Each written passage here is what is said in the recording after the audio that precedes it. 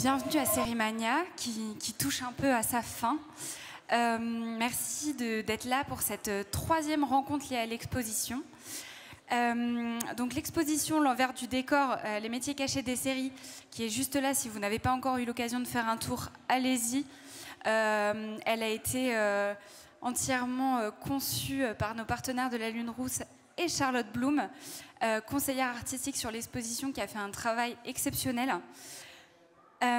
Et donc, grâce à ces rencontres qui ont lieu sur la scène du village, vous allez découvrir, enfin vous avez déjà, et vous allez découvrir aujourd'hui un nouveau métier. Et cette fois, c'est le métier de créatrice de costumes, puisqu'on a avec nous Valérie Ada, qui a notamment créé les costumes des séries Le Bazar de la Charité et Les Combattantes. Et elle est également présente au théâtre. Elle travaille par exemple avec Mathilda May. Donc un parcours très très riche. Et je vous demande donc d'accueillir Charlotte Bloom et Valérie Ada. Je vous laisse entre de bonnes mains. À plus tard. Merci Pauline. Valérie, est-ce que vous pouvez déjà commencer par nous parler un peu de votre parcours? Comment vous êtes devenue créatrice de costumes? Prêt. Comment je suis devenue créatrice de costumes? C'était quoi le parcours? Je ne sais pas exactement quand j'ai commencé, mais je sais que mes parents m'ont offert ma première machine à coudre, j'avais 5 ans. C'était pour un Noël. Je me suis demandé qu'est-ce que c'était ce truc, parce que ça ne ressemblait pas du tout à un cadeau de Noël. En vérité, j'étais hyper déçue. Et puis après, j'ai dû m'y mettre, je ne sais pas quand, peut-être 6 mois après, et je n'ai jamais plus quitté. Dès que j'ai pu apprendre la technique, rentrer dans une école à la base de styliste modéliste, d'apprendre le dessin, d'apprendre la couture vraiment dans sa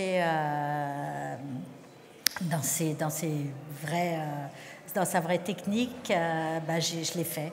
Et après, j'ai commencé à travailler très vite parce que je faisais du dépôt-vente de vêtements dans les boutiques. À l'époque, il y avait le Sentier et je vendais des dessins en porte-à-porte dans le Sentier. Ça donnait des idées. Et j'ai eu la chance de rencontrer une créatrice de costumes qui s'appelait Olga Berluti et qui, à l'époque, venait d'avoir un César et avait 3 scénars sur sa table tous les jours. Et elle m'a pris sous son aile. Donc après, j'ai été stagiaire, cousette de boutons dans les ateliers, habilleuse, costumière, chef costumière, jusqu'à être créa de costumes. Voilà, je suis restée 6 ans son assistante et quand les assistants sont passés réalisateurs, ils m'ont appelée et je suis devenue créa de costumes. Et quand est-ce que vous avez compris qu'un costume, ça raconte une histoire, qu'on peut raconter des histoires par le costume, en mettant bien le micro comme ça, Valérie? Pour moi, c'est une évidence. Je sais pas, je suis incapable de dire quand je l'ai compris, mais quand je lis un scénario, c'est la première chose qui me vient à l'esprit. C'est les personnages, les histoires et comment je vais mettre en valeur le détail du caractère, la particularité, la sensibilité, avec le costume. Je peux donner l'exemple du Bazar de la Charité pour les 3 comédiennes.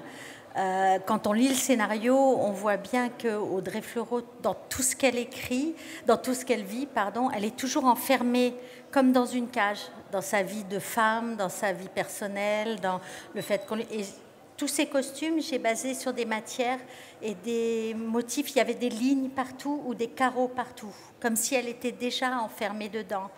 Le personnage de Camilou, et je l'ai fait un personnage entièrement avec de la couleur, de la fraîcheur et des fleurs. Et comme c'était en plus un personnage très fougueux et qui avait beaucoup de caractère, j'aimais bien aller à l'inverse parce que ça donnait de la profondeur au personnage.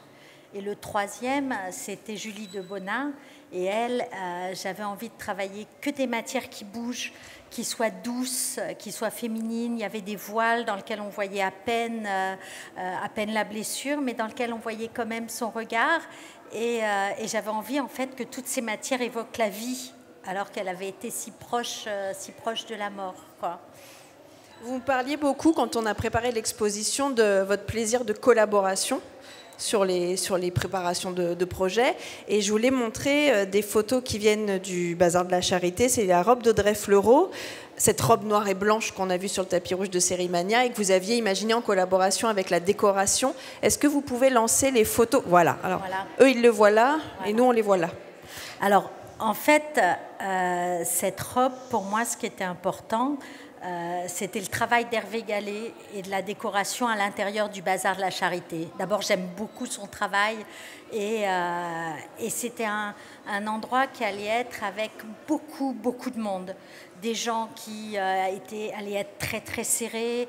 Et ce que je voulais avec ce côté graphique, c'était qu'on puisse la repérer n'importe où et n'importe quand. Et qu'elle se découpe, en fait, dans le bazar. Et pour moi, c'était important, c'était un travail vraiment de collaboration, comme on peut dire. Et puis le jour où, quelques mois plus tard, on a tourné cette première séquence avec cette descente d'escalier et qu'il y avait ce damier au sol, la magie s'est faite, ça parlait tout seul. C'était vraiment la déco et les costumes qui vivaient ensemble. Et vous nous avez envoyé ce dessin, ça a un nom, j'ai oublié, maquette. C'est une maquette, oui, on appelle ça une maquette, mais c'est un dessin. Et sur laquelle vous aiguillez ou vous pouvez ajouter un bout de tissu, une inspiration de couleurs, etc. Ça, c'est vraiment un outil de travail pour vous? Ça, c'est l'outil de travail, c'est les maquettes que je fais au début. Et je mets le tissu à côté, ce qui fait que tout est répertorié dans l'atelier de couture. Et bon, là, c'est très visible parce que la rayure est dessinée, mais en fait, il y a des fois des robes où on n'a pas ce détail et je mets le tissu à côté, je mets la dentelle, des fois c'est un galon, après j'y mets les boutons, j'y mets tout et ça fait un classeur pour toute la fabrication et la création. Alors, il y a une autre spécificité au Bazar de la Charité, c'est l'incendie.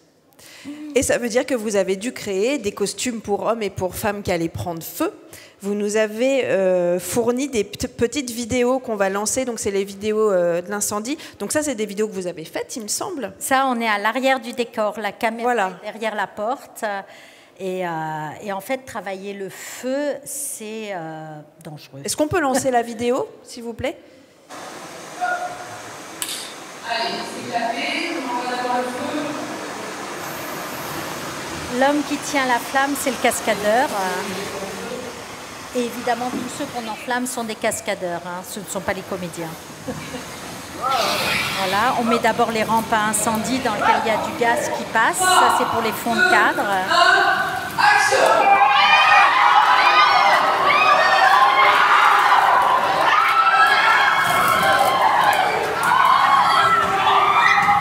Vous voyez derrière, celle qui est sortie du champ.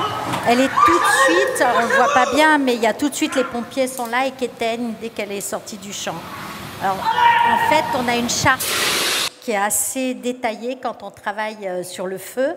On doit avoir déjà que des matières naturelles, parce que les matières synthétiques, quand elles prennent feu, il y a du plastique dedans, elles peuvent se coller à la peau, alors que les matières naturelles font de la cendre. Et une fois qu'on a les matières naturelles, on doit inifuger ces matières-là pour qu'elles prennent le moins vite possible le feu. C'est un traitement, ça se trempe dans un liquide, on appelle ça l'inifugage. Et puis après, on réalise, quoi. Et là, on a fabriqué, j'ai fait fabriquer 400 pièces qu'on devait avoir en double exemplaire, hein, parce qu'on tournait bien évidemment, on ne tourne jamais dans la chronologie sur les tournages, donc on tournait bien évidemment le feu et on tournait après les arrivées de tout le monde au bazar. Et donc, il fallait avoir des vêtements qu'on allait brûler avant de les utiliser clean. Donc, tout était en double, ce qui n'était pas beaucoup parce qu'il y a tellement eu de séquences à brûler qu'on n'en avait pas assez. On a une deuxième vidéo que vous nous aviez fournie. Donc là, on voit le combo. Voilà, et ça, c'est l'autre côté. Et c'était assez impressionnant de les voir. C'était nos premières séquences de feu. Et la jeune fille qui arrive devant, en fait, elle a marché sur sa robe, elle a glissé. Et c'est quand elle s'est relevée, ça a donné ce tourbillon-là. Ce n'était pas du tout de la mise en scène. On a tous été très, très impressionnés par cette séquence. Ce n'était pas prévu, quoi.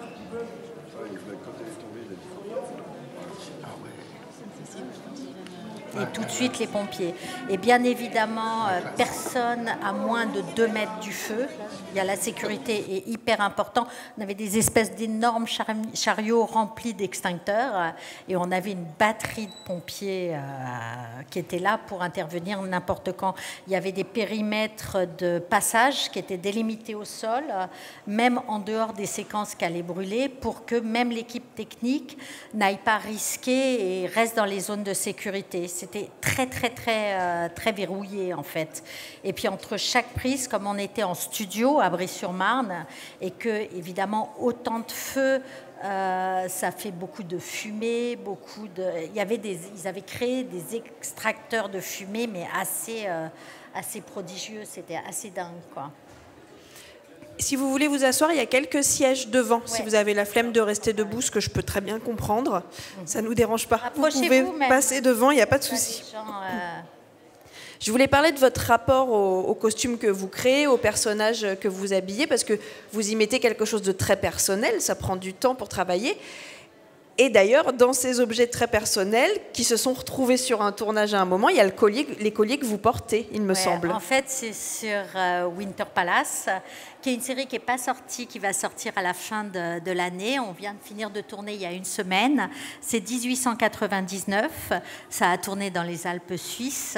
Et c'est une série qui est réalisée par Pierre Monard et produite par Hubble TV, Netflix et Point Prod pour les Suisses. Et tout se passe en montagne et à la neige en Suisse. C'est le pari insensé d'un jeune bourgeois hôtelier qui décide de prendre un hôtel complètement délabré et d'en faire un palace, en sachant qu'à cette époque-là, les hôtels fermaient l'hiver parce qu'il n'y avait pas de chauffage, il n'y avait pas d'électricité, il n'y avait même pas le téléphone, il n'y avait rien. Donc les hôteliers préféraient fermer. Et lui a fait ce pari-là. C'est une série qui est complètement passionnante. Et moi, je me suis vraiment amusée sur les costumes parce que c'était la première fois que sur cette époque que je connaissais bien, j'avais à faire de la neige, du grand froid, de l'alpinisme. Et en plus, dans le scénario, on avait les balbutiements du ski, les premières compétitions de ski, de patin à glace. Donc pour moi, c'était nouveau. J'avais vraiment pas l'impression de travailler de nouveau sur une époque que je connaissais. C'était génial. Et dans on va regarder le petit trailer peut-être avant. Tu peux lancer. Ouais. Est-ce qu'on peut lancer le trailer? Merci. J'ai eu la chance qu'il me fasse un petit montage pour Sérimania.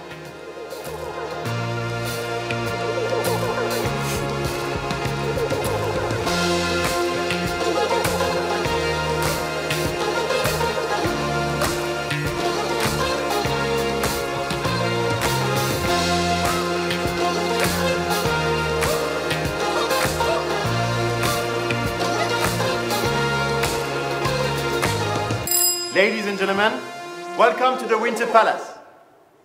Donc vous avez repéré sur l'homme du centre de ce trio le collier que vous portez en ce moment même, parce que vous prêtez vos affaires en fait aux comédiens. En fait, ce que j'adore, c'est d'avoir des petits clins d'œil comme ça. J'y mets des pièces à moi, un petit accessoire. C'est jamais grand-chose, mais c'est comme un peu des fétiches ou des petits porte-bonheur. Et le Hampton Trio, en fait, était dans le scénario un groupe de musique à cette époque-là qui était très en vue. Et je suis partie du principe qu'avec eux, je pouvais me lâcher sur tout. C'est-à-dire que je partais du principe qu'ils avaient voyagé et que j'ai mis plein de pièces ethniques qui venaient de partout, comme s'ils avaient voyagé plein de pays. Ça, c'est les moodboards que je présente souvent aux réalisateurs avant pour montrer les envies de costumes, et à côté des maquettes. Et puis à côté de ça, je suis sortie pour les moderniser, parce que j'adore moderniser aussi. Je me suis amusée, c'est eux les fautifs, les deux. C'est les deux producteurs de Winter Palace. Ils arrivent pile quand je suis en train d'en parler. Et je me suis amusée à travailler sur leurs costumes, des costumes même du XVIIIe siècle, c'est-à-dire pour moderniser. Des fois, j'aime bien travailler aussi avec des pièces anciennes. Et ça donne du poids et de la modernité, parce qu'à la date d'aujourd'hui, on a envie de ça. On a envie d'aller dans les friperies, de s'habiller avec des pièces anciennes, de mélanger les choses, et puis ça donne de la vie, quoi. Voilà, vous nous avez confié gentiment des moodboards et il y en a d'autres que vous pouvez voir dans l'exposition. Vous les trouvez où, toutes ces sources d'inspiration? Dans des bibliothèques, dans des livres? Comment ça se passe chez vous pour préparer ça? Partout, je peux en trouver. J'adore aller en bibliothèque. Et puis j'adore aller dans les musées parce que des fois les tableaux m'aident beaucoup parce qu'ils sont des sources de détails assez incroyables. J'adore aller sur le net parce que sur le net c'est pareil, c'est une source incroyable aussi. Je vais à lire des livres parce que ce qui est important c'est les us et coutumes parce que des fois y a des choses qui ne se portent pas le matin ou le soir ou qui sont créées juste pour une occasion. Donc ça, c'est des choses hyper importantes. Et partout, même si j'ai appris l'histoire du costume, partout où je peux trouver de la documentation, je prends. Et à chaque période nouvelle sur laquelle je travaille, je me refais de nouveau une formation pour savoir tout de la chaussure, en passant par les bijoux, l'accessoire, la lingerie, partout, j'adore ça. Alors, tout à l'heure, on a commencé avec le feu.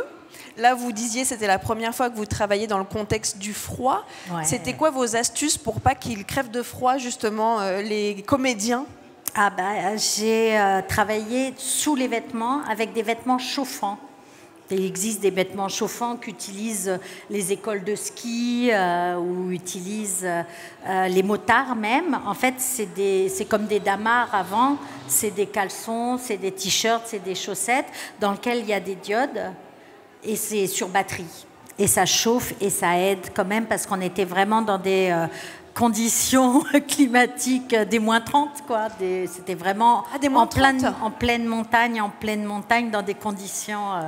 on a presque vécu le 19e siècle. Hein. Là, on voit dans vos moodboards, donc c'est pour le personnage d'Isobel qui sera dans Winter Palace, qui arrivera cette année sur Netflix. Oui, ouais, cette année sur Netflix. À la fin de l'année, oui. On voit les vêtements, mais on voit les accessoires, on voit les bijoux, on voit des bottes, on voit tous les petits détails qui donnent du corps en fait au personnage. Ouais. Ça, vous y réfléchissez toujours avant? Toujours. Et pour moi, l'accessoire est très important parce que avec l'accessoire, on donne encore plus de personnalité au personnage dans le scénario. C'est-à-dire qu'on est dans le détail, on donne une richesse de caractère et c'est ça le plus important, c'est que chaque chose définisse le plus possible et comme ça on a un personnage qui arrive devant et on pense à rien d'autre qu'à lui. Et même le comédien, ça l'aide, c'est comme s'il enfilait une autre peau pour rentrer dans une autre vie. C'est-à-dire qu'on n'y pense plus. Si on peut oublier le costume, c'est génial, c'est ce qui marche le mieux. Parce que c'est une histoire qu'on voit avant tout. C'est au service d'un projet, sur la vision d'un réalisateur.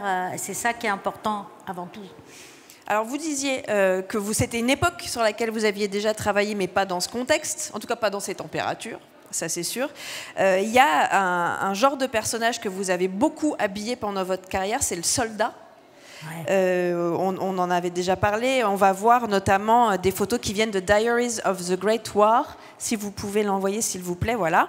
Donc ça, c'est un des projets pour lesquels vous avez créé des soldats. Comment vous faites à chaque fois que vous avez un projet avec ces costumes-là pour vous dire je vais réinventer ce que j'ai déjà fait, je vais rendre ça à nouveau intéressant pour vous déjà en premier lieu?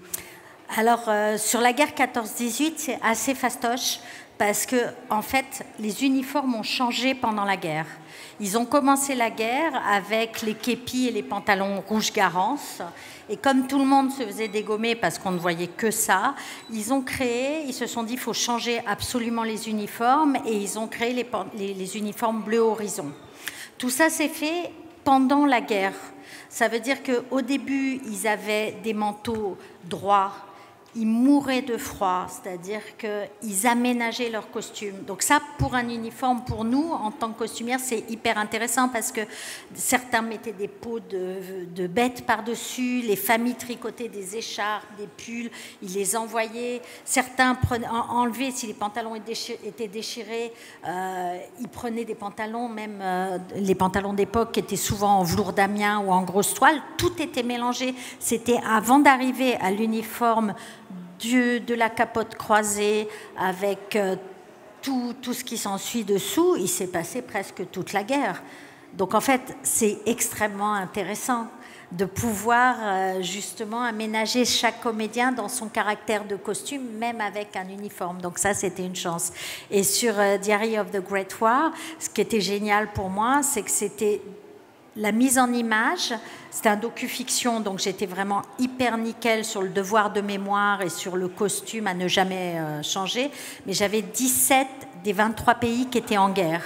Et dans ces 17 pays, j'avais l'uniforme, j'avais le service médical et j'avais le civil. Ce qui était un truc de dingue, parce qu'il fallait qu'on puisse reconnaître que c'était en Russie les infirmières anglaises qui arrivaient pour faire ça, qu'on passait dans les usines en Allemagne, alors que, voilà, en fait, c'était complètement diversifié. Là, on ne s'ennuie pas. Et puis pour retenir, il faut des fiches. Il faut des fiches. Des fiches et des spécialistes aussi militaires. Et il y a un travail qu'on peut commencer à apercevoir dans ces images, mais vous allez nous en parler, qui est le travail de la patine, qui est très important pour vous sur le costume. Est-ce que déjà vous pouvez expliquer à tout le monde ce que c'est la patine et comment ça se pratique? Ouais.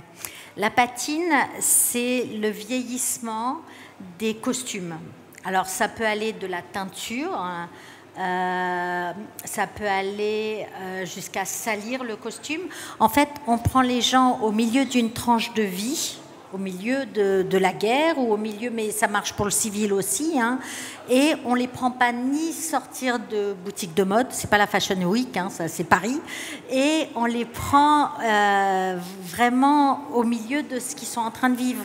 Donc on doit jamais sentir l'atelier de couture ou la boutique, ou il faut que ça vive. Sinon on a l'impression de sortir Big Jim de sa boîte de cadeaux, quoi. Donc alors souvent on teint les matières avant de faire coudre, si on peut. Plus on va teindre et faire des bains de teinture, plus on aura de la profondeur dans la couleur. Après, quand le vêtement est fini, on travaille la patine avec des saletés, on peut les bomber. Il y a des patines qui sont là pour rester tout le temps.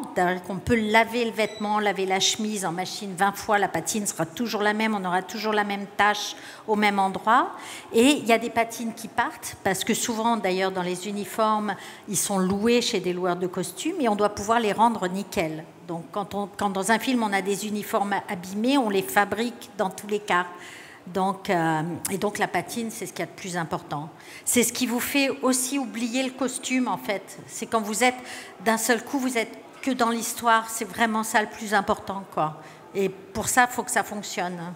Alors, ce qui est fou, c'est que quand on vous entend parler des vêtements, on sent qu'il y a un travail sur chaque vêtement, chaque détail, et parfois c'est des centaines de vêtements. Vous nous aviez confié une petite vidéo des combattantes. Est-ce qu'on peut lancer la vidéo des soldats, s'il vous plaît, sur les combattantes, où on va se rendre compte du nombre de personnes qui passent dans le plan? Vous les avez tous habillés. Ça, c'est le début de la guerre, donc les pantalons Garance.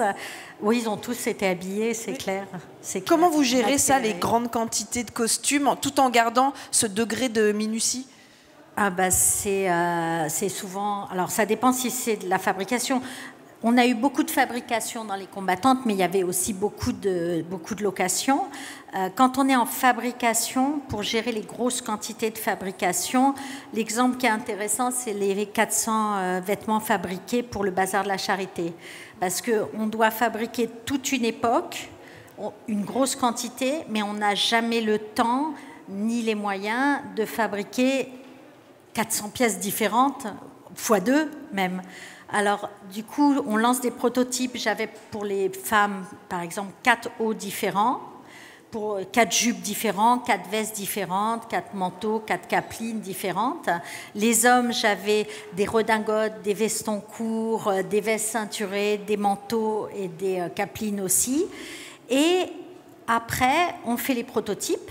Une fois que les prototypes sont faits, on lance des gradations pour avoir les tailles, parce qu'on ne sait jamais, les figurants, quelle taille on va avoir, donc il faut faire la quantité. Sur chaque prototype, quand je faisais les maquettes, j'essayais d'avoir le plus de découpes possible, et de galons, de dentelles, pour enrichir le vêtement, mais aussi parce qu'après, pour ne pas avoir l'impression d'une sortie d'usine, chaque vêtement est par exemple dans telle taille, si j'en voulais 5 ou 10 ou 15, chaque vêtement était dupliqué, mais avec un tissu différent et avec un galon différent ou avec une dentelle différente. Ce qui fait que quand on les associe, ce haut-là, un jour, on le met avec telle jupe, la figurante d'à côté, on le met avec une autre, ou une veste courte, ou une capeline ou un manteau, on a une impression de costume qui n'est pas une impression de fabrication. Et après, une fois que tous les patronages sont faits, les gradations sont faites, ça rentre en fabrication d'usine. Hein. On n'a pas besoin, pour la figuration, les grosses figurations, des fois il n'y avait pas de doublure à l'intérieur, ce qui nous arrangeait bien parce que les doublures prennent feu et sont souvent synthétiques. On n'a pas toujours les moyens de faire des doublures en soie. mais voilà, on lance une grosse fabrication, ça se passe comme ça. Vous nous avez fourni aussi d'autres moodboards justement sur la création des costumes de soldats. Je voudrais, même si on va passer à une autre thématique, mais je voudrais qu'on les voit pour qu'on voit le niveau de détail que vous fournissez aux productions. Là, on est vraiment dans le... Ouais. C'est microscopique, c'est-à-dire. En fait, tout est extrêmement détaillé. Et là, on voit les différences de pantalons qu'ils pouvaient porter quand les leurs étaient abîmés ou qu'ils avaient froid. On voit les peaux de bête. Ça, c'est une photo qui était prise au musée de la Grande Guerre. On voit les détails des masques à gaz avec toute l'historique dont on avait besoin. Voilà, ça permet d'expliquer exactement et d'être hyper nickel sur l'histoire, quoi, parce qu'un uniforme, c'est hyper important. Et pour chaque projet, où il y a beaucoup d'uniformes, j'ai un spécialiste aussi qui vient et qui check tout. Et je me remets dans ses mains parce que je ne suis pas spécialiste à ce point-là de l'uniforme. On a besoin d'être vraiment comme un devoir de mémoire, quoi. On doit être carré. Mais ce devoir de mémoire, on en a parlé en amont, vous et moi, et vous disiez, je trouvais ça génial que sur du docu-fiction, effectivement, le devoir de mémoire, il est clair. On bouge pas. Mais sur de la fiction, vous me disiez que le traitement de la figuration pouvait servir du devoir de mémoire, là où vous pouviez prendre quelques libertés sur les personnages principaux pour épouser leur caractère, etc. Et que vous pouviez prendre des petites libertés, des petits pas de côté. Exactement, parce que je pense qu'à la date d'aujourd'hui, on a tellement vu de films, je crois qu'on a vu presque toutes les époques, presque tous les partis pris. On peut s'amuser dans la création. Et pour qu'un projet, pour moi, soit plausible, toute la figuration, j'essaye vraiment de la traiter nickel, comme ce qu'on appelle le devoir de mémoire, d'avoir les vraies lignes, les vraies coupes, la vraie façon de porter les choses aussi. Et ça me permet de moderniser et de pouvoir me lâcher sur les comédiens. Par exemple, au XIXe siècle, il n'était pas concevable qu'une femme sorte sans chapeau, sans gants, sans sac. Mais en fait, on s'en fout. Parce qu'on n'est pas au XIXe siècle.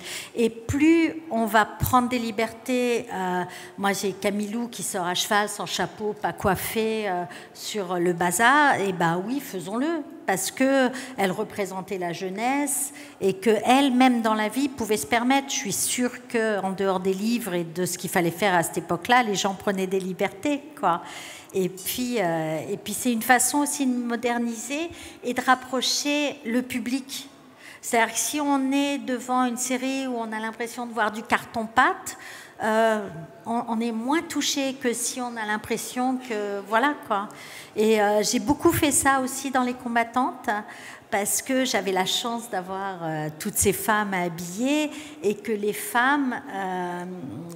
à cette époque de la guerre 14-18, pendant que les hommes étaient au front, elles se sont occupées complètement de prendre en charge la France. Donc, et on parle de ça dans Les Combattantes. C'est avant tout un film de guerre sur les femmes et sur ce qu'elles ont fait. On avait d'un côté les prostituées qui étaient à cette époque-là des biens d'utilité publique. C'est pas moi qui le dis, c'était cité comme ça. Elles avaient des numéros, elles avaient le droit de travailler. Il y avait des bordels qui se créaient à côté du front et elles étaient considérées comme des biens d'utilité publique pour réconforter nos soldats. Il y avait les populaires. Les populaires, c'était toutes ces ouvrières qui ont pris la place de leur mari dans les usines. Et ce qui était formidable, c'est que j'avais envie de les habiller comme les hommes, qu'elles prennent les vêtements de travail, vu que le vêtement de travail pour la femme n'existait pas au début. Donc elles rentraient dans les vêtements de leur mari. Après, au fur et à mesure, elles ont commencé d'année en année à faire des blouses pour femmes. On a de la doc pour ça, à faire des vêtements. Mais au début, elles ne le faisaient pas. Et moi, je me suis dit, mais il n'y a rien de plus sensuel et sexy que d'avoir une femme en bleu de travail, mais qu'en dessous, on voit les cache-corsets, les corsets, des couleurs vives, des choses qui amènent de la sensibilité et de la féminité, et de montrer comment c'était. J'avais envie, en fait, qu'à la fin, les gens sortent des épisodes et foncent dans les boutiques de fripe pour acheter de la fripe. J'avais envie de ça pour se rapprocher, pour partager, quoi. Alors, des costumes de femmes, vous en avez fait beaucoup. Ouais. On va montrer quelques moodboards à nouveau, puisqu'on a la chance d'en avoir. C'est quand même pas souvent qu'on en voit. Les moodboards pour Marguerite, pour Suzanne, voilà. Les moodboards sur les combattantes. Moi, je me dis en regardant ça que vous lisez un scénario, vous découvrez des personnages, et puis après, vous leur créez un style. Mais quand vous leur créez un style, vous leur créez aussi une démarche, une attitude, presque des gestes, parce que les mouvements... nous oblige à nous tenir d'une certaine manière, à marcher d'une certaine manière. Si là, on prend par exemple Marguerite, est-ce que vous pouvez nous parler de comment vous la voyez dans votre tête et comment vous la décririez et comment vous voulez l'habiller par rapport à cette personnalité ? Marguerite, je la voyais hyper moderne, en fait. J'avais envie que tout ce qu'elle porte, ça bouge, ça vive. J'avais envie de la sortir des créneaux classiques de ces femmes qu'on dit c'est des prostituées, alors on va les habiller comme ça, on va mettre les seins en avant, on va mettre du corset, on va faire ça. J'avais envie de mixer et d'avoir des tenues qui soient et en même temps féminines. Donc ça, c'était beaucoup aussi les mouvements, les tissus qui bougent. J'adore travailler dans des draps de lin anciens parce qu'on a l'impression que si on le touche à un endroit, à 2 mètres, ça continue encore de bouger et de vivre.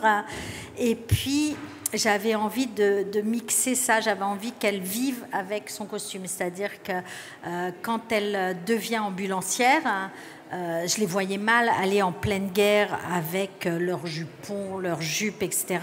Donc, par exemple, pour Marguerite, j'avais fait une jupe qui s'enlève dessous lequel elle avait un pantalon.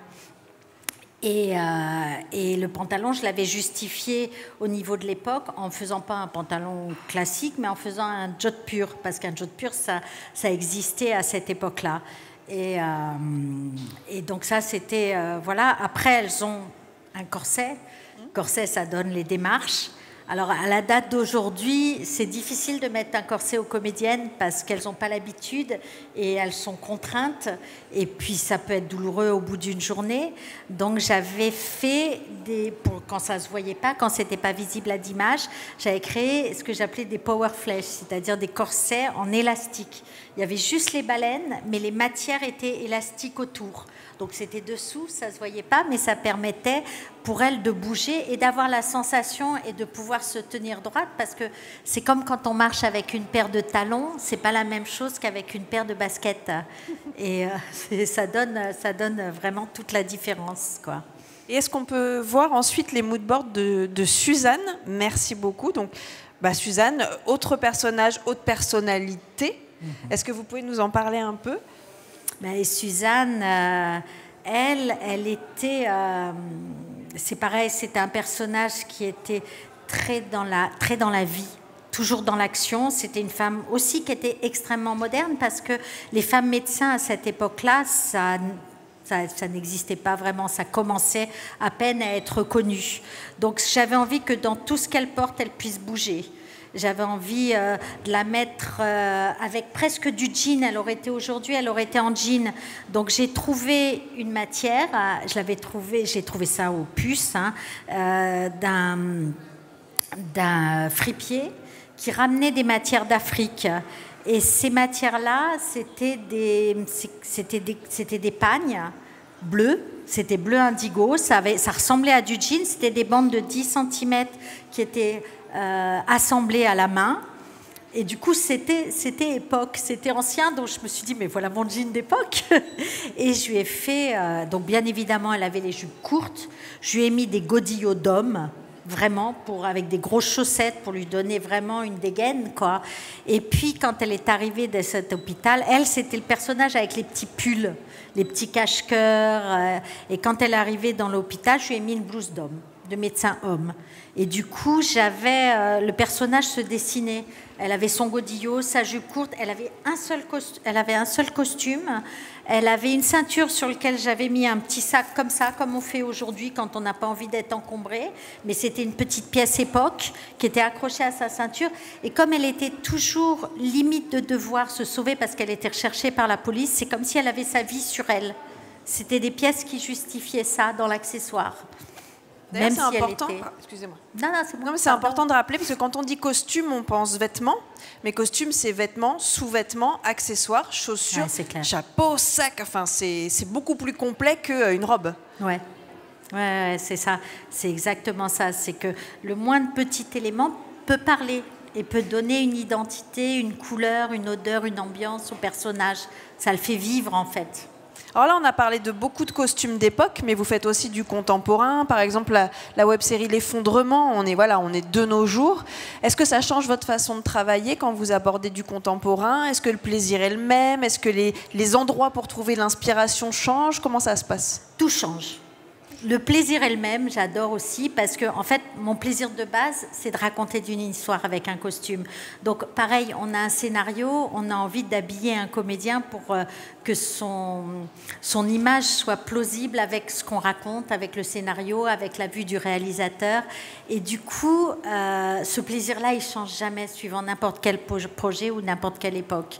Après, c'est totalement différent, ne serait-ce que même en masse de costumes, en organisation, en façon de chiner le costume.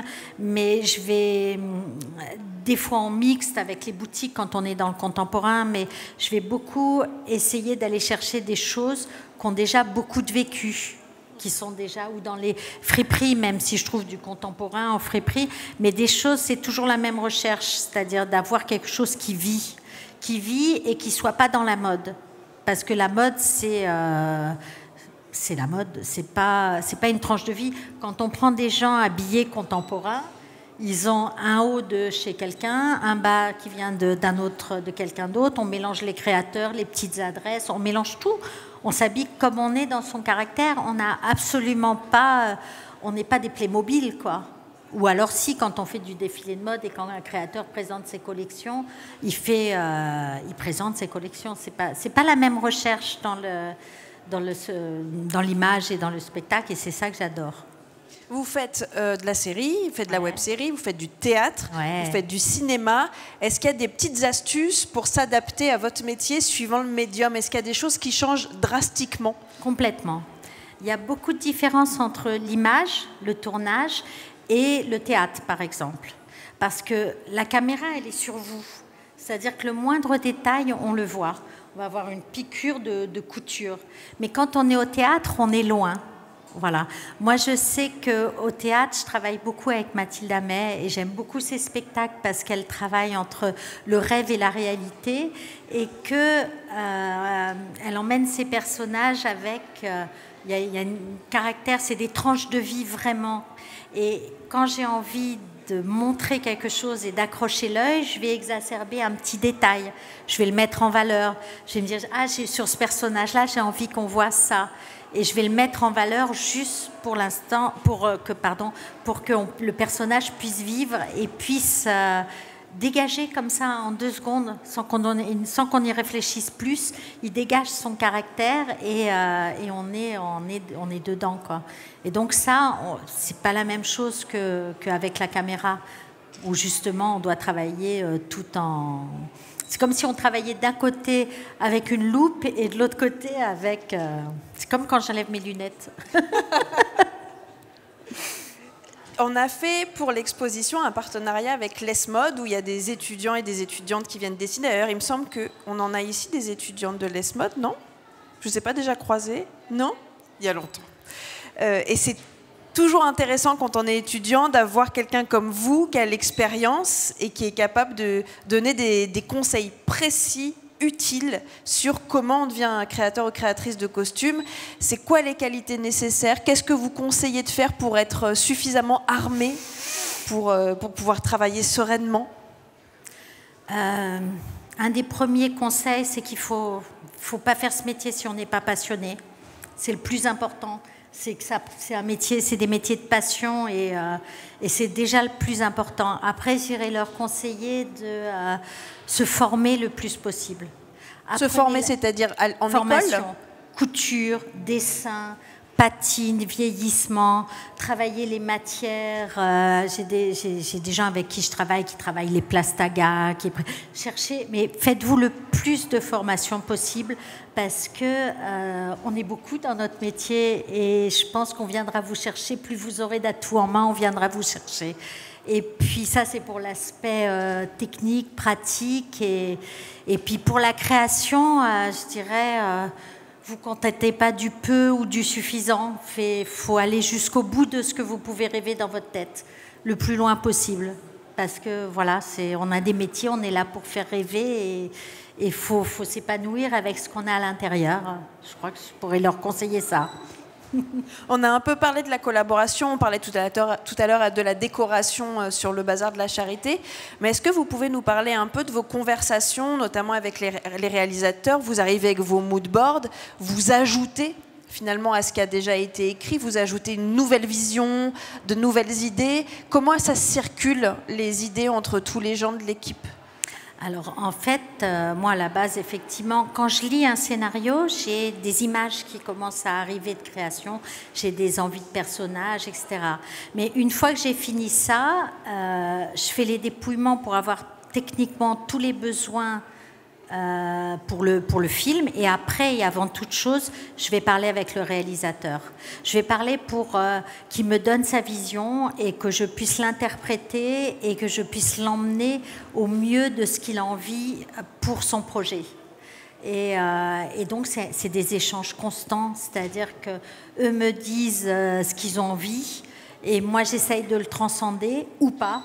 Parce que voilà, c'est cet échange-là le plus important, c'est que le réalisateur, s'il a quelque chose dans la tête, c'est son film. Hein. Et puis après, c'est rencontrer les corps de métier. Et c'est, comme vous dites, la déco. La lumière est très importante aussi, le chef opérateur, le maquillage, la coiffure qui vont tellement accompagner les costumes.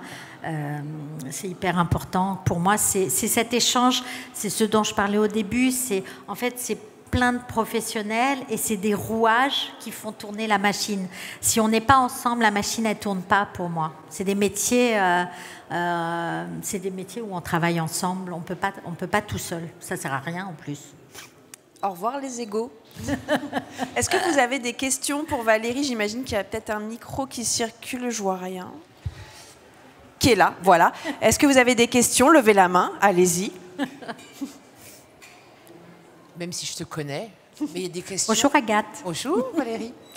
Même si je te connais, est-ce que tu peux parler de la question du cheveu dans les films de costumes? C'est toujours une question que je te pose. Est-ce que tu as bien le contrôle sur les cheveux? Est-ce que tu peux parler ici de comment on ajuste la question des cheveux avec le costume? Parce que l'époque est très marquée dans les cheveux.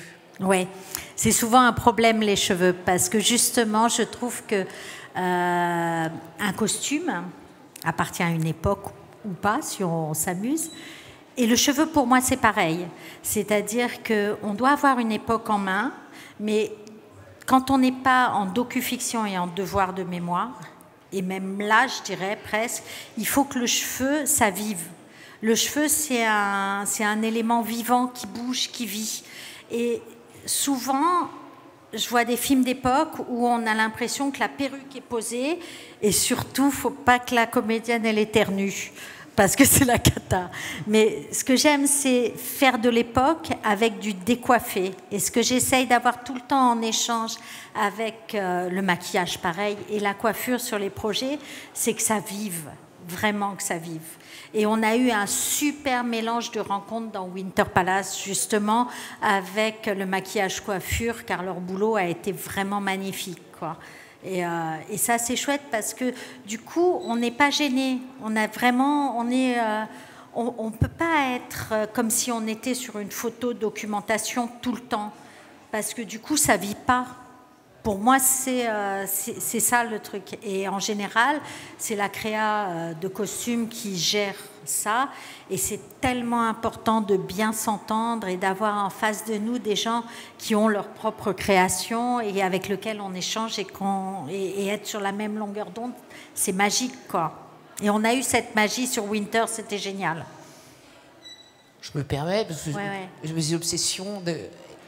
Comment tu gères la question des anachronismes, tu vois, des choses qui se fabriquent que maintenant, que tu utilises pour... Quand tu fais Winter Palace, il y a des matières, des coutures, des choses qui n'existent que maintenant, mais est-ce que tu les utilises dans Winter Palace? Est-ce qu'on le voit? Est-ce qu'on le voit pas? Est-ce que tu caches des anachronismes? Parce que c'est une question que je me pose quand je vois des films sur le Moyen-Âge. Où je vois je dis, bah, comment ils savaient qu'on faisait des coutures comme ça, ou comment on tissait comme ça? Alors, normalement, en époque, on a des coupes époques. Dans l'atelier de couture, en général, j'emploie toujours des gens qui ont des coupes époques. Les anachronismes, je les mets beaucoup dans la façon de vivre dans le costume. C'est-à-dire, j'en parlais tout à l'heure, une Camilou qui sort en cheveux ou en chemise de nuit pour monter à cheval et partir au galop. C'est avoir, par exemple, des choses sur le Hampton Trio dans Winter Palace où j'ai mélangé toutes les époques. J'ai mis du 18e parce que c'est hyper intéressant d'aller dans l'anachronisme, mais ancien aussi. Et puis, pourquoi pas aller, quand on est dans le spectacle et quand on avait 20 000 fois de l'époque, dans quelque chose de complètement out, c'est-à-dire comme les perruques chez Marie-Antoinette où elles étaient faites avec du foin. Et là, c'est un parti pris qui marche parce que c'est pas pour essayer de faire du vrai. C'est-à-dire que quand j'utilise un anachronisme pour jouer avec, je ne cherche pas à imiter l'ancien, je cherche à ajouter autre chose. Et je pense, pour moi, en tous les cas, c'est comme ça que j'aime l'utiliser, quoi. Quand c'est utile à l'histoire et au caractère du personnage, et quand c'est pas pour imiter de l'ancien. Comme dans le Dracula de Coppola, où Dracula avait des petites lunettes rondes vertes. Je vois tes lunettes rouges, roses, trop belles d'ailleurs, et du coup, je pense à ça, quoi. La jeune fille derrière, si vous J'adore ces lunettes. En fait, je me suis habillée pour vous comme ça. C'est ma garde-robe tous les jours, je fais ça. J'adore. J'ai des personnages, je m'appelle Candy Ning, je suis actrice et je viens du Groenland. Ouais. Et en fait, j'adore votre métier. Je voulais vous remercier parce que c'est un métier de l'ombre, mais qui amène des couleurs et des lumières.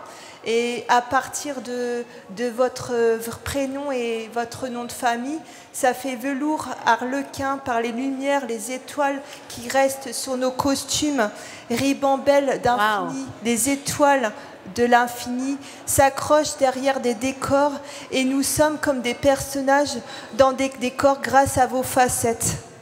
Waouh! Je crois que je peux rien dire après ça. Merci beaucoup. C'est un très beau compliment. Est-ce que vous avez une question pour Valérie Ada, une question sur le métier de créatrice de costumes? Alors, 3. Ici en premier, s'il vous plaît. Merci.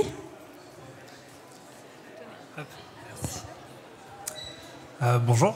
Bonjour. Alors du coup, moi j'ai à l'inverse une question sur des costumes, ou en tout cas sur une époque qui n'est pas encore arrivée. Est-ce qu'il vous est déjà arrivé de travailler sur des époques futuristes, ou en tout cas sur des costumes justement sur des époques en 2050 ou au-delà? Du coup, si oui, comment? J'ai eu juste une petite séquence sur un téléfilm une fois où j'avais une séquence de 10 minutes où on avait fait des personnages gonflables qui volaient. Mais j'adorerais. Alors, j'appelle à candidature. Si quelqu'un veut me proposer un film d'anticipation, j'adore. J'adorerais. Il y a tellement de choses à faire en plus. Merci. Vous voulez parler? Le jeune homme...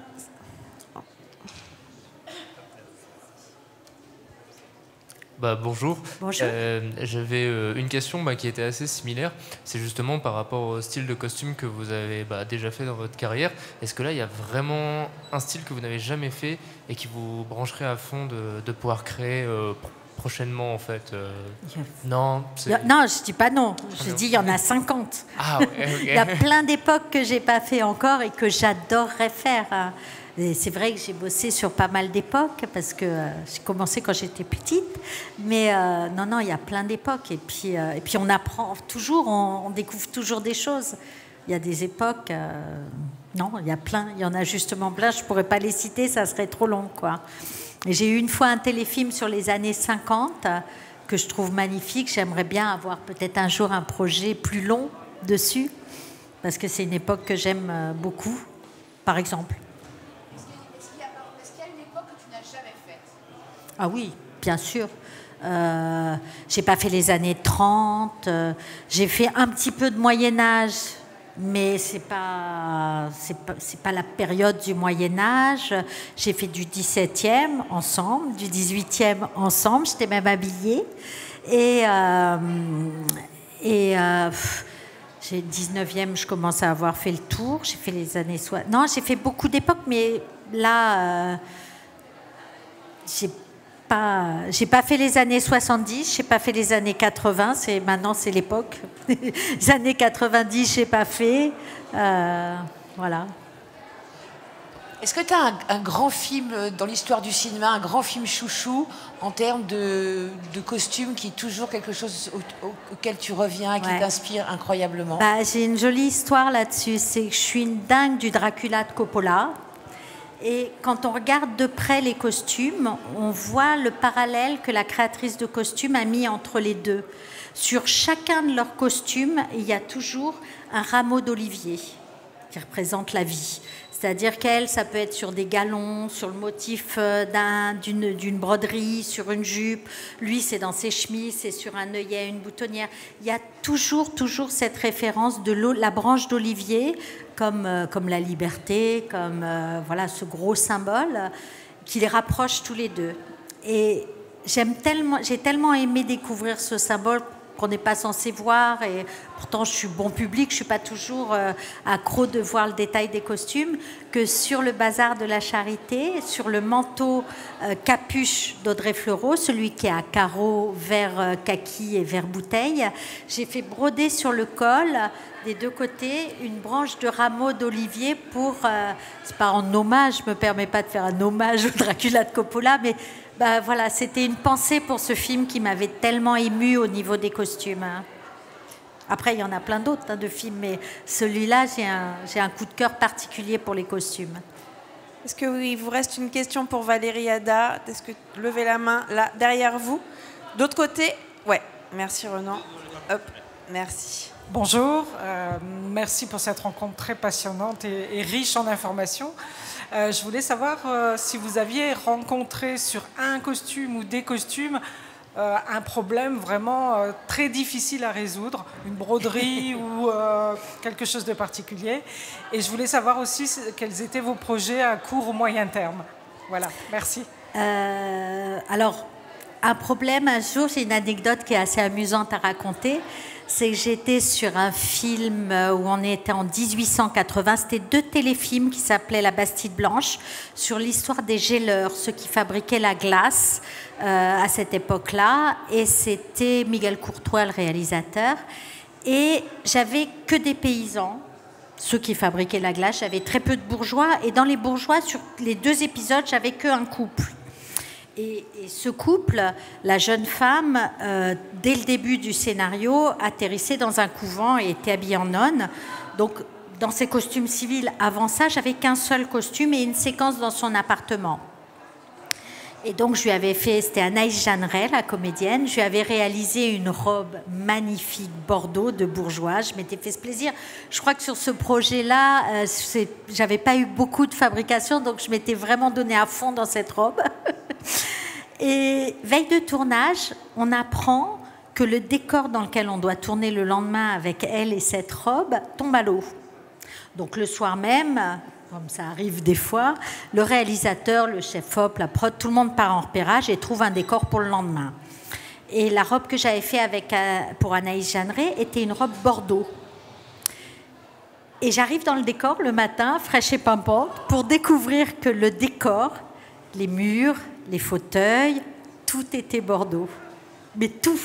C'est-à-dire qu'il y avait de la tenture au mur, il y avait les fauteuils recouverts, le cuir du bureau, vous savez, les bureaux en bois avec le cuir martelé. Tout était Bordeaux. Et là, j'ai regardé ça, et pour moi, je suis décomposée, c'était la catastrophe.